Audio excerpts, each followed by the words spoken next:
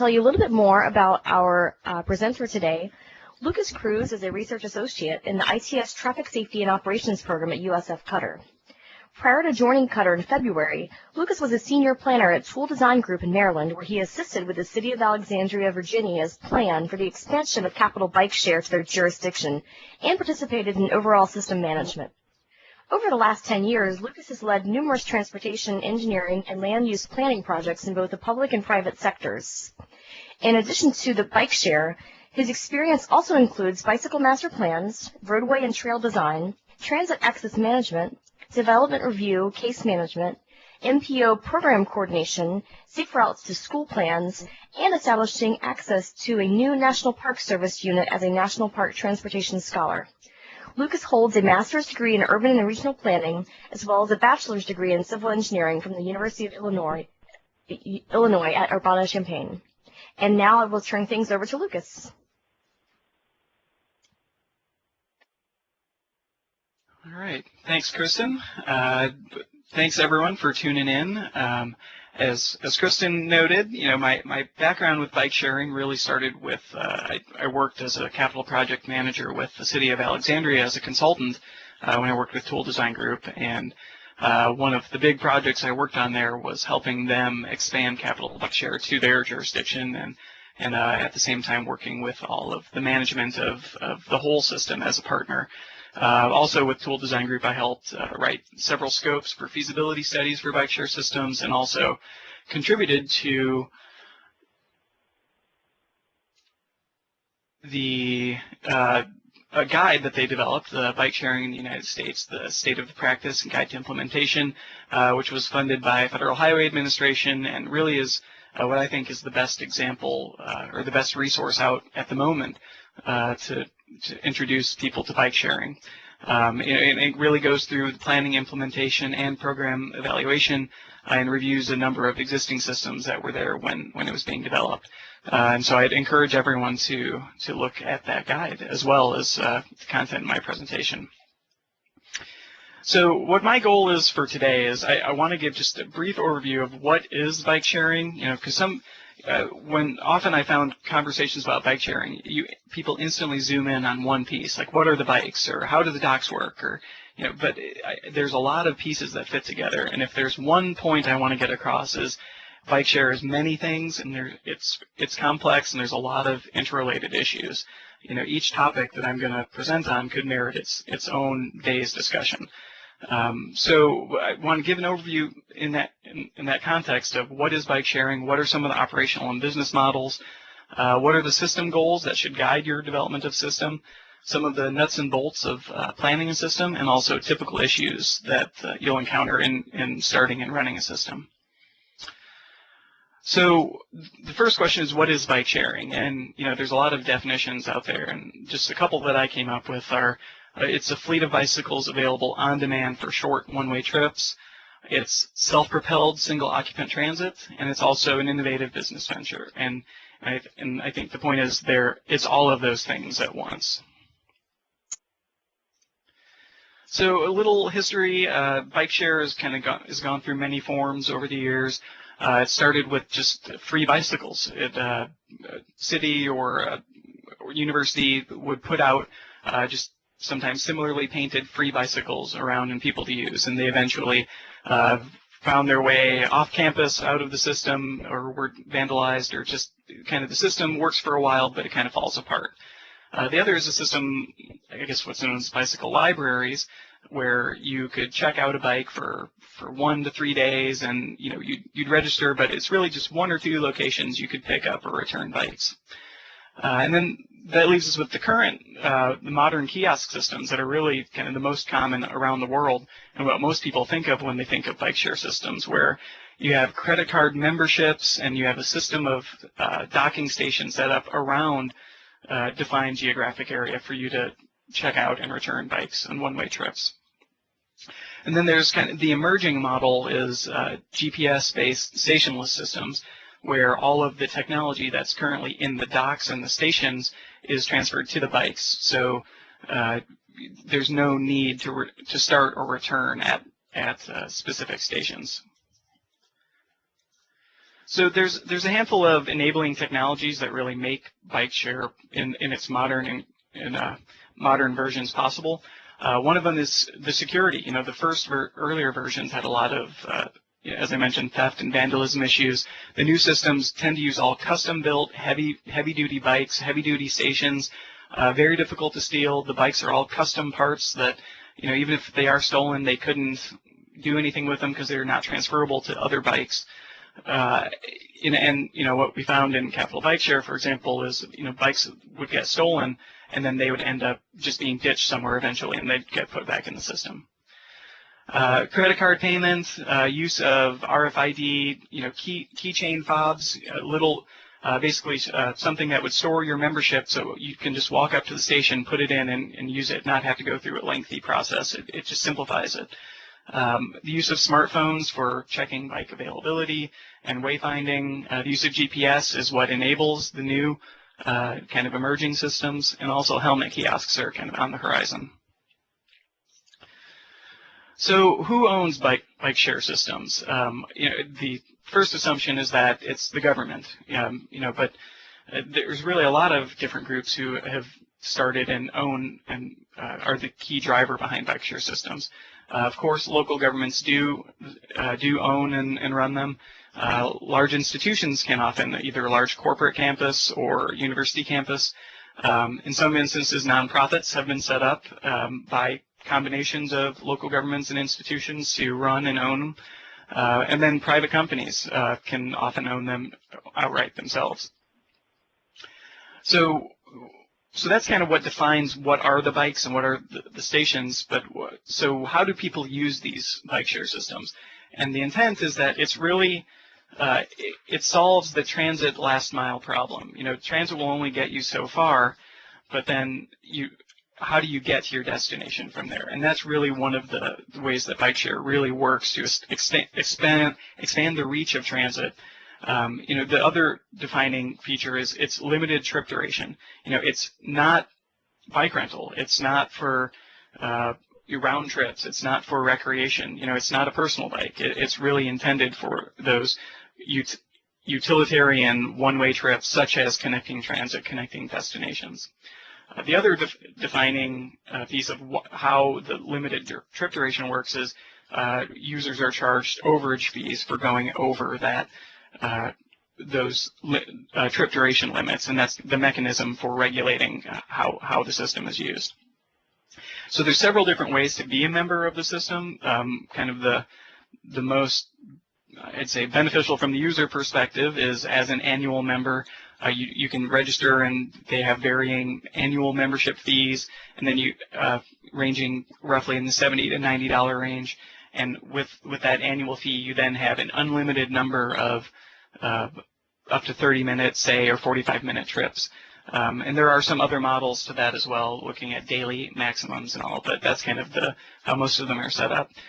Then there's corporate or institutional members, where just by virtue of being an employee or a student, you have a membership, and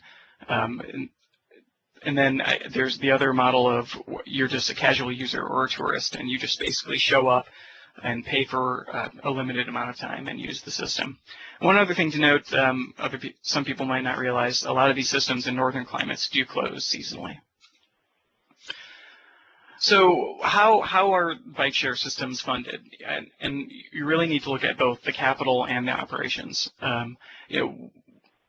The public funds that are available include federal grants such as CMAQ, congestion mitigation and air quality, and even JARC funds, job access reverse commute transit funds have been used. Various state and local revenues can be used, have been used. Private institutions can often pay for them themselves. Then there's the potential for advertising revenue, either title sponsorship, as noted in what is now the largest system in this country. City Bikes in New York City is clearly title sponsored by Citibank. Also, the bikes and stations themselves provide another potential venue for advertising. Then there's the user fees, kind of looking at the operations and sustaining revenues. User fees such as, like I mentioned, the $70 to $90 annual memberships, the daily user fees, and then also any of those overage charges.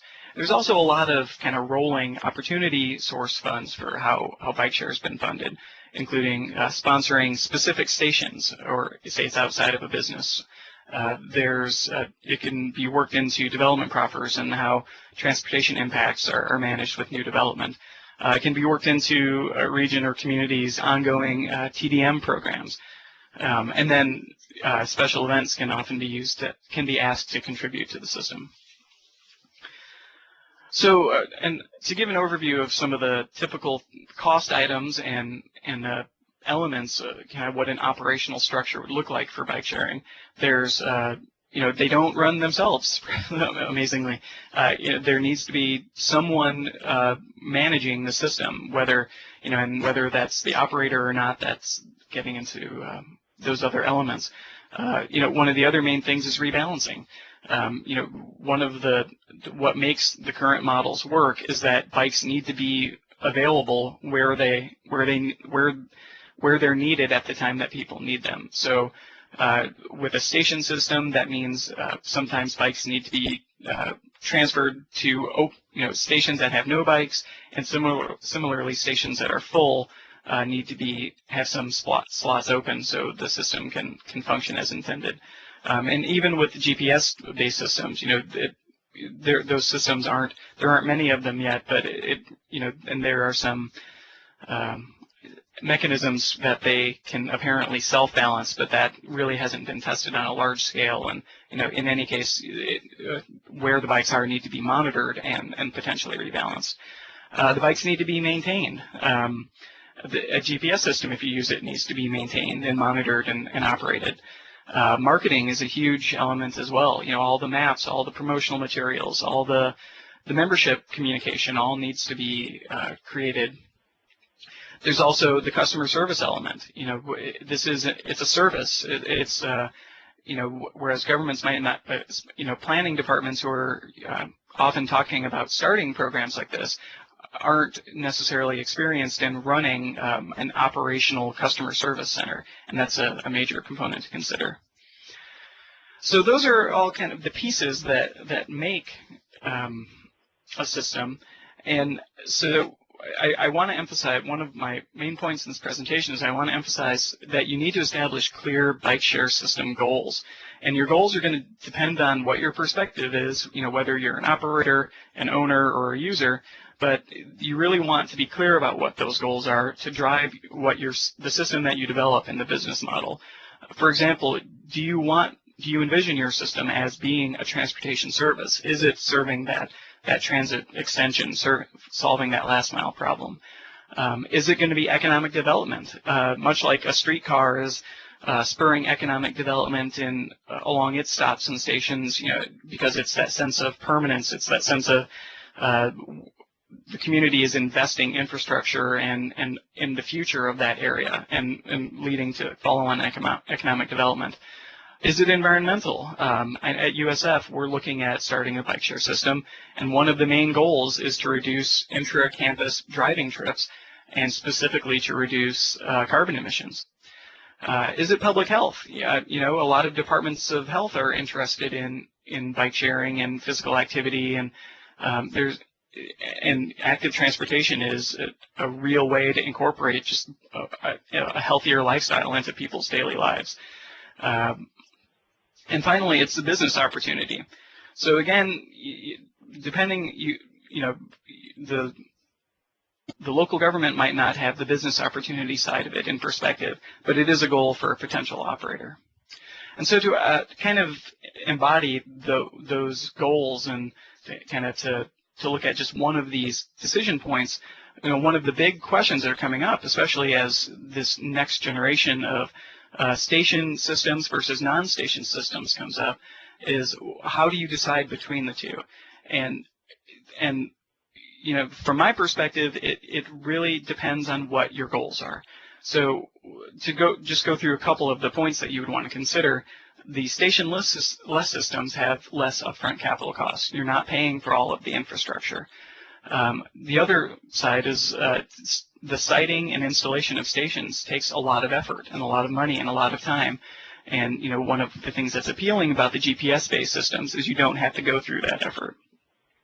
However, the stations also provide that marketing opportunity. Basically, when you're selling advertising, you're selling ad space. And the more surface area you can cover with ads, and the more permanent and predictable of placement, the more attractive that could be to a potential advertiser and supporter. Another element is user interface. The GPS systems are based on using a smartphone to locate the bikes and then to reserve the bikes, whereas the docking stations are a little more straightforward, that you have, as a member, you can just walk up. If you see a bike, you put in your fob and you take it out and you use it. And it's clear the places where you can pick it up and return it to. There's less instruction that has to come with how do you use the system. Then there's the idea of operating costs. As I mentioned earlier, the GPS systems often, part of their model is that they self-regulate or self-balance. That hasn't been tested too much. And then also the GPS system itself has also a cost element. So in the GPS side's favor, if you're looking at, say, a university setting where you have temporal high demand, say, at lunchtime, everyone wants to go to the student center at a university. There's no way you could provide a station with the capacity that could handle that demand. So when you have a station-less system, you could handle those large fluctuations and point demands. And so again, it's not to say one is better than the other. It's just one serves, they serve different functions, and you want to make sure you're meeting what your goals for the system are. So that leaves, how do you pick what model is the best? The questions that you need to ask are, what are your system goals? What is your potential user pool, and how would people be using it? Is it a university between classes? Is it a dense urban area where people are going from metro station to their destinations? Is it a more suburban area where, similarly, it can be that transit feeder? You want to look at what your funding sources are and restrictions. For example, if it's privately funded, what are their interests? What are your operational goals? Is it that you want to have a free or low-cost user experience, or do you want a high operational cost recovery for your system? So and there's a lot of questions and topics that you need to address.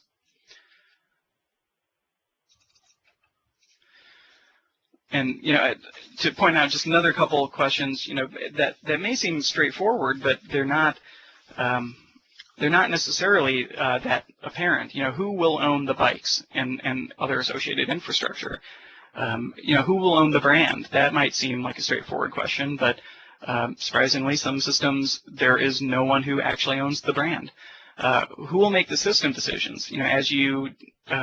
As you start incorporating multiple funding sources, multiple owners, you add in separate operators, and the decision structure can get a little, if not messy, it's not always clear.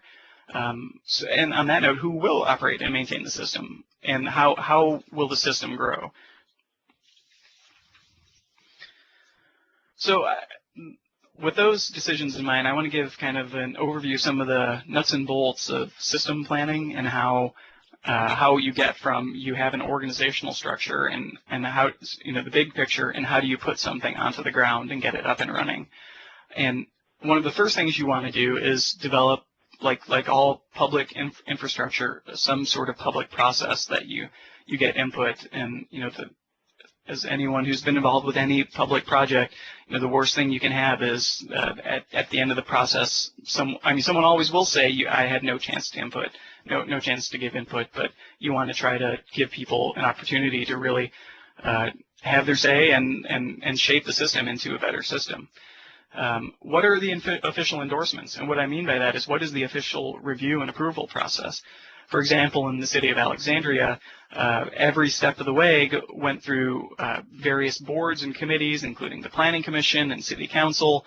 And, when we were deciding between on-street or off-street, if it was an on-street and it had to, it included adding sign or removing parking, it had to go through the Parking and Transportation Board and then through the other committees again. So be clear up front, what your approval requirements are. And similarly, if you're using federal funds, you'll need to get your state approval or potentially your MPO, and also even the federal government might need to approve.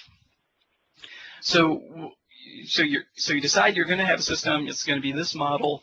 You want to start trying to determine what is your service area, and one of the best tools to do that is to do some form of demand analysis. You see the heat map on the right, trying to identify the mixes of land use and demographics and other features that might, that would lend itself to be as successful. And when you're doing this planning, you want to figure out, what level of planning do you need to do? Do you need to do just a feasibility yes/no type decision, or do you want to do what Arlington County, Virginia did and do their growth projection plan based on a transit development plan, following that official format? Because they view their system as a transit extension and are positioning their system to compete for federal transit funds going forward.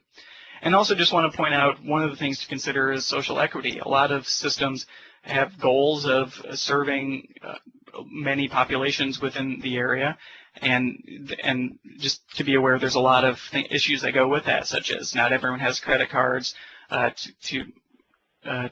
which is the mechanism that people rent them, and how do you place the system, and weighing those benefits of usage, or the issues of usage versus cost. So once you have a sense of what your service area is, you want to start drilling down into what is your density, what is, and most systems with stations kind of have operated in the 4 to 6-ish range per square mile station. And, in the city of Alexandria, for example, the goal was decided, the core area of Old Town is, in the map you can see on the right, from where Station 8 is at the King Street Metro station to the waterfront at 1, and trying to achieve that rough density and connecting also to the Braddock Road Metro up to the north. And and you want to choose your locations that are at the destinations where people want to go. You want to look at what are those transit connections. You want to look at what are the bike routes and connecting facilities that once people pick up the bikes, how are they going to use it directly from where they are? And some of the key considerations to that is land ownership. So drilling down, it's really easy, especially for the public, to put dots on a map, but I can't stress the importance enough of going to the sites and talking to the neighbors, talking to the businesses, and working through all the issues of, introducing the program to them and what it'll look like, have pictures, talk to them about what it'll actually entail. One of the main elements is solar exposure. These stations are powered by solar panels. You need to make sure that there aren't surface obstructions or utility poles or manhole covers or any of those things that, at a surface level of put it out, you can say put it outside the library, but unless you go there and actually walk around, you won't know where it can actually go. Another note is clear access. You need, most systems, we used roughly 6 feet behind the bikes for clear access. So to get down into the nitty-gritty of it, I would suggest doing actual station site detail graphics. My recommendation is to use GIS with aerials. I think that works well. The main point of these graphics is, one, for any federal funding, you need to document how you're spending the funds. You need to document where the city right-of-way is and you need to document land ownership. But it's also, this is a great tool for public involvement to really get into the details, and so people understand your placement. So the physical, so that's kind of the physical, how do you put a station on the ground? The next step is you're creating a brand. You're creating this wholly separate entity. From the public's perspective, they don't get into the nuance of it like we would as interested in owning or operating a system. And the main thing is that the system should be simple and straightforward for the user. And that follows with the system name. How do you brand it with the place that you're trying to capitalize on and use? How do you market the website and membership management? And that includes special events. So mapping and wayfinding is really important. Cyclists by their nature are tend to be very map oriented, and really bike sharing is a physical entity. You need to know what is your geographic extent, where are the range of places you can go, and where do you need to go to return it. And you really need to provide clear mapping and clear information on the overall system. And you need to give information about routing. Where are you encouraging people to go? Where are the existing facilities? Especially systems that have a large proportion of tourists. They don't know where the good biking routes are. And one thing we found too is these maps have a lot of uses beyond just the cyclists. Especially, in DC, there's tourists everywhere. These maps are one of the best public tools that people use just to get around. So another thing to consider is you will have to develop or use someone else's mobile app. And smartphones are a key to current bike share systems. Whether it's managing your account, finding your way around, finding where the stations are, where the bikes are, making reservations if it's a dockless system. So data is another piece of, it's a huge element of managing a bike share system. And generally, if you look at the operational reports, you'll see there's a huge amount of data, like tabs and tabs and tabs of data, documenting membership numbers and by type and by residence, and there's all sorts of trip numbers, including origin and destination pairs, and by each type of user, what time of day. There's a lot of detailed tracking of revenue, and what were the overages, where did they occur, and how long were they, and what is the revenue from each of them, and so on. Demographics, GPS, thefts, tracking all of these things. If your goal is to reduce carbon emissions, you need to be able to have some way to extrapolate your health and environmental benefits of the system based on the usage. Another thing that, that marketing piece, member surveys are really essential to figure out who is using the system and what do they get out of it and what are the impacts. Another thing to keep in mind is the prevalence of, or the demand or the desire for open data is only increasing, especially for any folks who work with transit agencies as well. A lot of third-party and private entities have created a lot of visualization tools, and just that desire for open, transparent use of data can be used for a lot of purposes, and often to the benefit of your system. So a little more data background. In planning a system, one thing that you need to keep in mind is that you need to have a clear user agreement that outlines all the data that's going to be collected and how it's going to be used. And how you really use this data is to track the operations. A lot of operator contracts are based on operations performance, and that includes how long does the station stay full or empty. In other words, how long is the station effectively out of service from the system. And related to that are those surveys, like I mentioned, to track user satisfaction, and the other value of the data is to support research topics for universities like CUTR. So that's kind of an overview of what systems are, all the considerations it takes to put together a business plan, to put it on the ground, and operate it. And I just wanted to go through a little bit of detail about some of the typical reactions that you will get.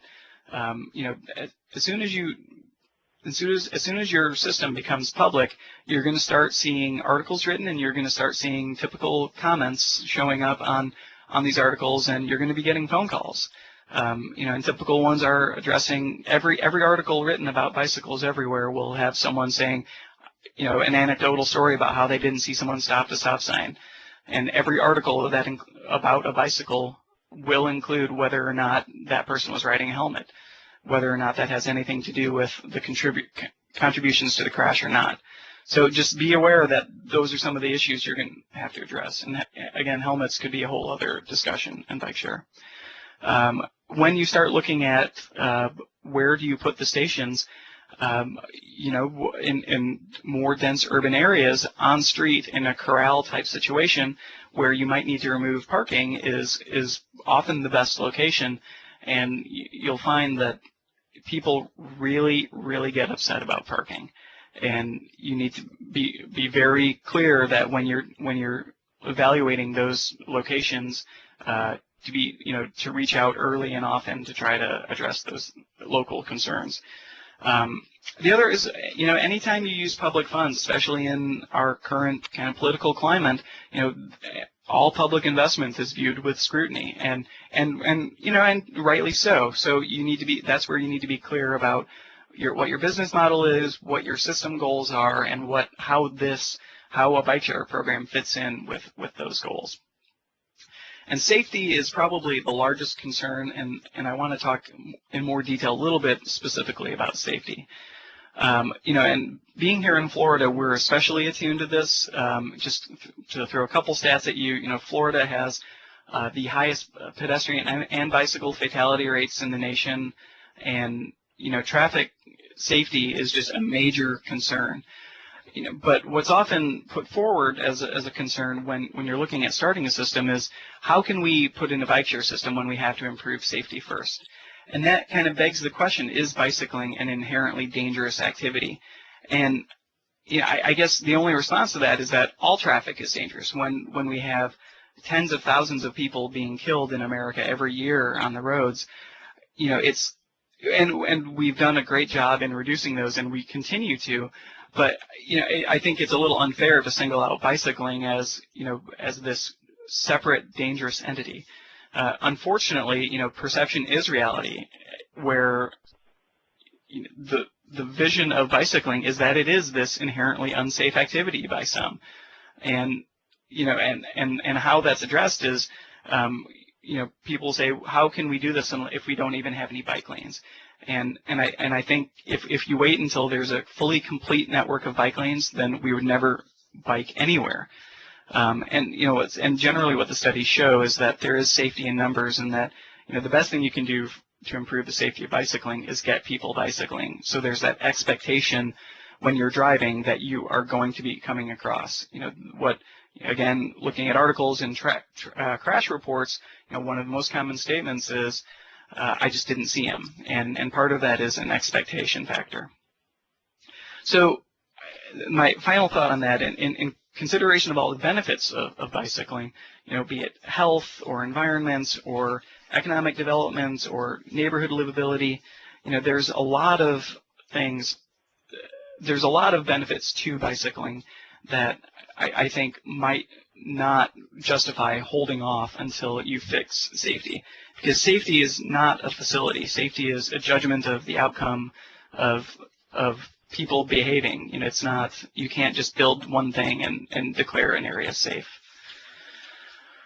So I guess I want to give a little overview of kind of how, because the safety issue is really important, and bike share can't necessarily be tasked with solving all of an area's issues related to bicycle, related to safety. And your communities where you live, at the local, regional, and state level are already working a lot. I want to highlight what we're doing in Florida with Pedestrian Bicycle Safety Coalition and the Alert Today Alive Tomorrow campaign. I encourage people to visit the website and learn more about our ad campaigns and trying to get the message out.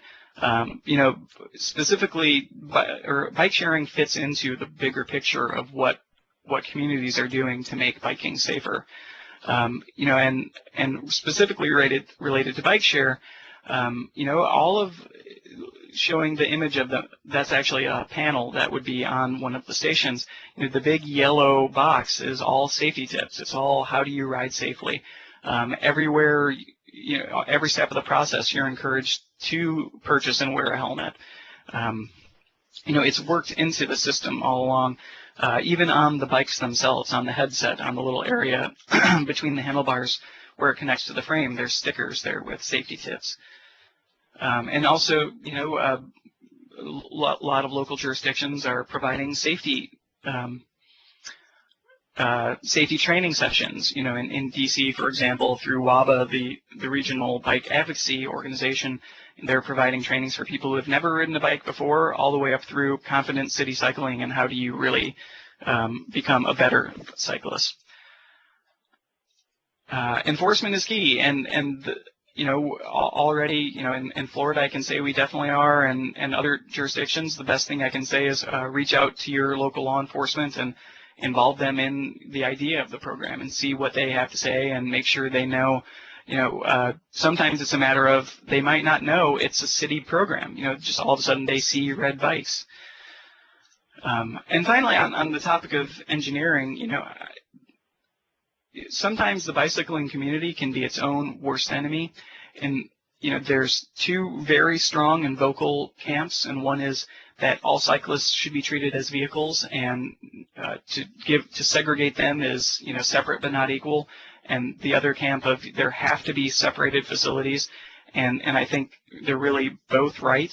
And I guess I point this out to say that bike sharing can often be the catalyst to encourage communities to improve facilities and really develop the routes that make the system work well.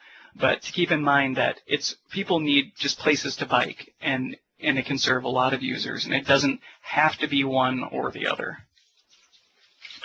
And finally, encouragement is something that kind of seems to get left out of a lot of discussions.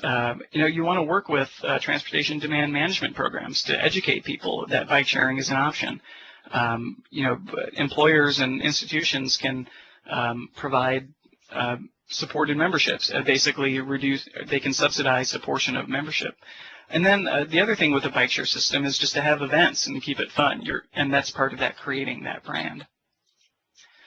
So to reiterate kind of the main points of what I wanted to get across is bike sharing is many things, and I know I blew through a lot of topics that could have, we could have a discussion about each of them.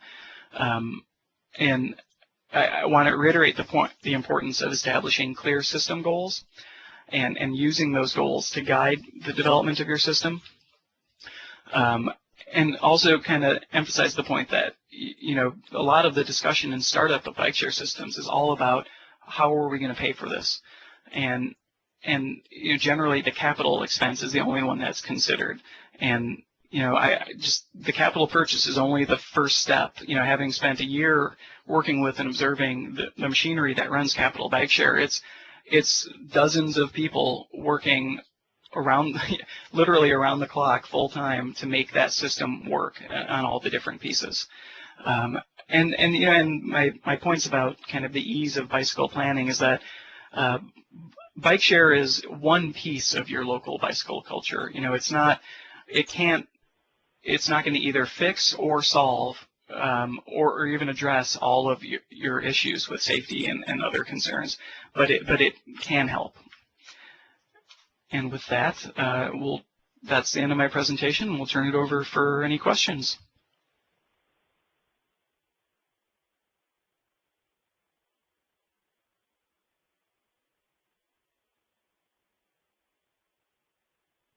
Sorry about that. Thank you very much, Lucas. On the screen right now, you'll see how you can log in and ask a question.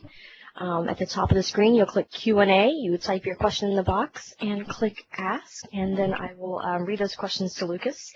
So I'll just give you a moment there to type in any questions that you may have.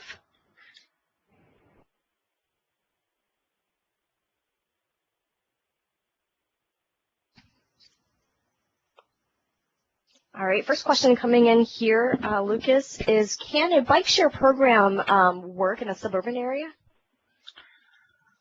That's a good question. It's actually a really common question. DC is such a hub of people around the country. People go to DC and they see it and they say, yeah, and then they say, yeah, but that's DC. That works there, but what about here? And I think you're seeing a lot of more suburban type places really installing and really are going after systems now. Even in the DC area, Montgomery County, Maryland, just on the north side, which includes Silver Spring and Bethesda and up north, are pursuing them. And yes, and I guess the point is you just need to be clear about what your system goals are and make sure that you're crafting a business model and an operating system that fits with what the place is that you're looking at. Okay, great. Another question coming in. Do round-trip system options exist for urban areas? Do round trip? Yeah. So basically, I guess the thought is, can you, start your trip and end your trip in the same place? Yes. Basically, you can start. The way the systems work is you can start your trip and end it at any available dock. So if you don't have to return it at a different station than you started at. It's just that's one of I think the benefits of the system is that it lets you do trip chaining where you don't have to always return to the same spot. You don't have to keep track of your own bicycle, or you don't have to return to the same spot, but you absolutely can. And I think that relates to the tourist model as well. A lot of people can and will use these bikes for recreational rides, and that's fine. It may cost more, but than a rental bicycle, or a daily rental bicycle, but it can certainly be used in that manner. Okay, great. The next question coming in is generally, what percentage of revenues for system operation and maintenance could be expected from memberships and rentals? Well, again, that will vary. I think the DC model is that capital exists as its separate entity, like a lot of transit systems are the same way. In DC, I think they're approaching full cost recovery. Same in Arlington County. I know the preliminary results in Alexandria were trending the same way. I know the system started in the winter and which is the off season. So, it depends on what your business model is, and I think probably a safe bet would be to not start assuming that you can cover all of your operations. But there's certainly a percentage, and that's going to depend on what your market is and kind of how you set up your system and what the users are. For example, there's entire models where the goal is there is no cost recovery. It's a university campus, or the goal of the system is everyone uses it as much as possible. So it depends on how it's set up. Okay, great. The next question coming in is a two-part question. Have any bike sharing programs been developed for a target market, such as senior citizens or baby boomers, especially in the tourist model? And then secondly, the second part of that is what types of special accommodations or issues arose for that target market, if that has been developed? Sure. As far as entire systems, I don't personally know of any. And you mentioned, I think, elderly. I guess tangentially related, there's a system in Miami Beach, Florida, that is definitely oriented to tourists and, of course, people who live there as well. But, a lot of, I think the stations around DC are specifically oriented to, I guess that gets to, when you're planning what your service area is. And I think some of the issues would probably be the same no matter who the main question is just who is your user pool, and are you designing a system to serve their needs? But offhand, I'm not specifically familiar with any examples of that. All right, next question coming in. Are there demographic trends across more than one city's bike share program? And is there a bike share market? Well, I guess I personally have not done studies or haven't read studies comparing the demographics across systems. And I guess the second question is there a bike share market?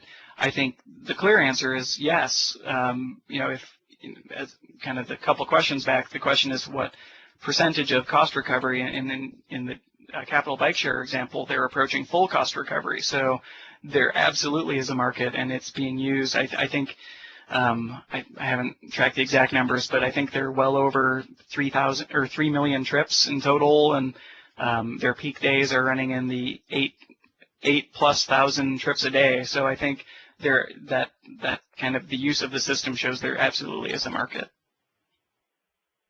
Yeah, definitely. Okay, the next question coming in is, what type of system, either GPS or station-based, do you feel would complement a tourist population, and why? You know, my personal inclination is that a station-based system is a little more intuitive for someone to show up and to start using the system. You don't have to download a special app to use it. You don't have to register online before using it. You can go to a kiosk, enter your credit card, and start using it, and use a map that's on a board right there to figure out what trips you're going to use. You know, I guess it depends too what the geographic area is. You know, if say you have a long, just thinking about it, you know, there's a long boardwalk, you know, and you want people to be able to use it all along the boardwalk, but not necessarily tie it to, you know, specific locations. You know, maybe that's a place where GPS might work. You know, I think it's really just, it's situational. All right, another question coming in. Is there any existing bike share system that includes helmet rentals? Not themselves that I'm aware of that they include, or I take that back. I think I have heard of one that includes it. You know, you can get helmets with it. There are a few startup companies, I believe in Boston, I think it is. They're actually developing. I think it was Cambridge, or one of the universities in Boston developed a kiosk system where you could, as a side business next to bike share, rent helmets at the same time. I guess the main thing I would point out is that the law is, in most places, does not require helmets. You know, and while helmets are absolutely to be encouraged, you know, it's not the law. All right, one more question coming in here. Are there examples of bike share systems that accommodate users trying to ride with children? The first one that comes to mind is in Fort Collins, their bike library system. They have a fleet of many different styles of bicycles, including some with the trail-a-bike style, you know, the half bike that you pull behind, and I think a version with the seat on the front. As far as the modern kiosk-based or GPS-based systems, I'm not familiar with any specific ones. I know, you know, Capital Bike Share definitely, you know, was addressing the issue of how do you do, say, recumbent bikes or the sidecar version, or, you know, how do you make it as accessible as possible? And, you know, I know they were at least exploring incorporating some more, or hand-powered bikes, you know, and incorporating some other types of bikes into the system, and developing some sort of reservation type. You could reserve that specific type of bike. I don't know what happened with that, but it is something that is out, you know, that operators are considering. All right. Another question coming in is, are you familiar with any cities with populations under 100,000 that have successful bike share systems? City itself, I guess, you know, I don't know every system. I would say, you know, I guess that's where you get to what city versus metro area. I'd say Chattanooga is probably near that threshold, around 100,000.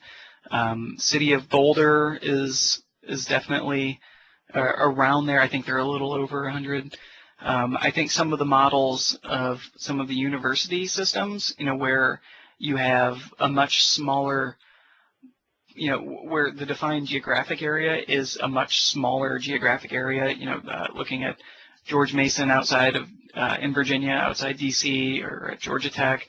I know Buffalo is looking at it, you know, where those user pools, you know, and you know, even as USF is looking at it with a campus community of, I believe it's 50,000-ish students, or just under, you know, so there definitely are markets that are much smaller that are being looked at.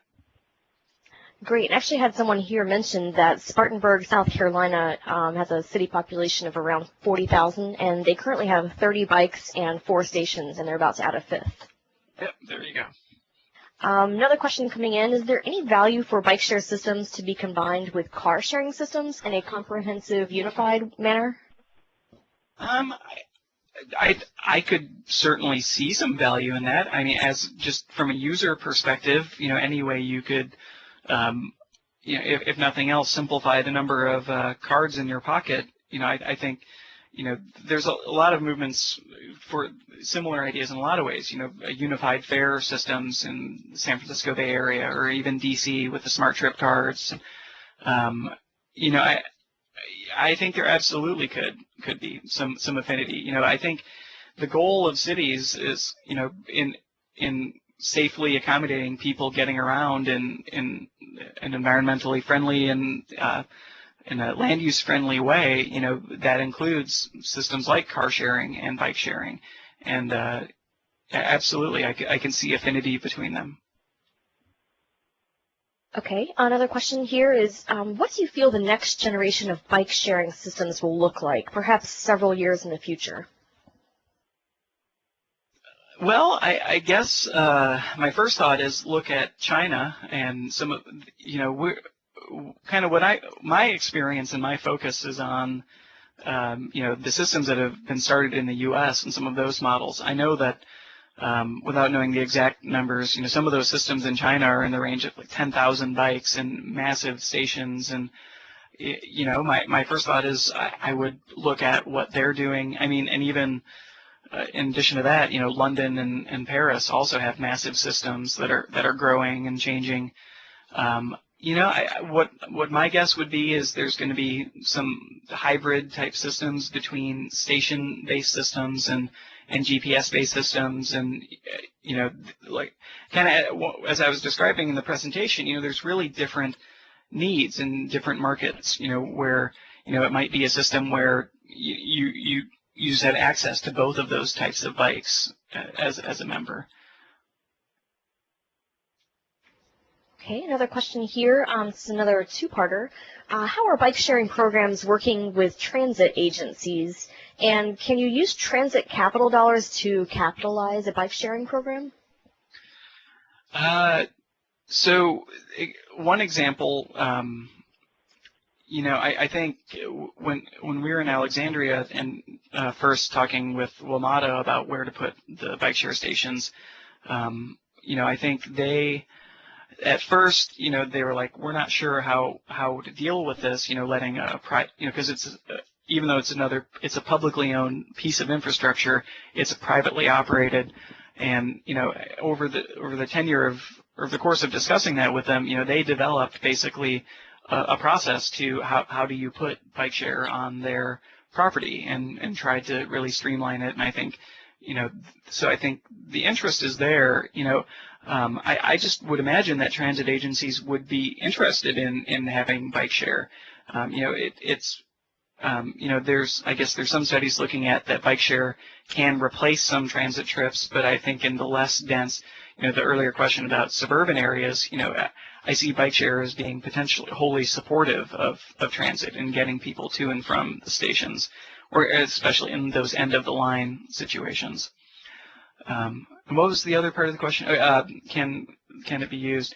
Yeah, absolutely. In Virginia, they used, well, CMAQ is not specifically transit funds, but Montgomery County is using JARC funds to purchase their capital. So absolutely, there are examples of that. And I think the official statement from Federal Highway Administration and just Department of Transportation in general is that that federal funds can be used for the capital, but not for the operating. At least that was the latest I saw. Okay, another question here is, how does the city determine the need for a bike share program? You had mentioned a demand study in your presentation. Can you tell us a little bit more about that? Sure. Well, it's one of the pieces of information that you use to determine where bike share would work best. The question of does your community need bike share? I guess there's a lot of examples of feasibility studies that have been done and are ongoing right now that look at, in detail, kind of all the factors that I put out there of, again, to reiterate, what are your system goals? If you, that's a squishy question. How do you define whether you need it or not? I guess the example, I guess what I just say is, the demand analysis can be used to identify the areas that are most likely to support it through density and transit connections and destinations and such. And my suggestion would be that would be a good starting point to answer that question. All right, got one last question here. Could you recommend a good example of a cost-benefit analysis study that has been conducted for a bike share system?